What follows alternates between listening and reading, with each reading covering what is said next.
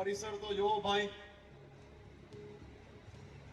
કેવું સુંદર પરિસર બની ગયું છે અને એક પછી એક પ્રકલ્પો આદરણીય પ્રધાનમંત્રી શ્રી નરેન્દ્રભાઈ મોદીના માર્ગદર્શનમાં સોમનાથ ખાતે કામગીરી ચાલી રહી છે। સફાઈની કામગીરી તો બધાએ જોઈ જશે। હું સ્વચ્છતા વાળી સફાઈની વાત કરું છું।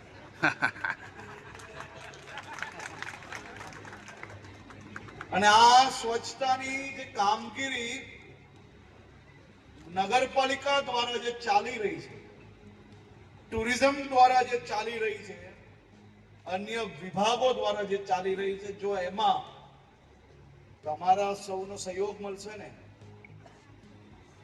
તો લાખો ભક્તો અહીંયા રહેતા હશે ને એનાથી વધારે લોકો એક રાત રોકાણ આપણા સોમનાથમાં કરશે તો એનો સીધો સફાઈની કામગીરી તો બધાએ જોઈ જશે।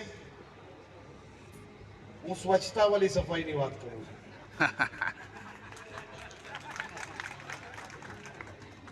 અને આ સ્વચ્છતાની જે કામગીરી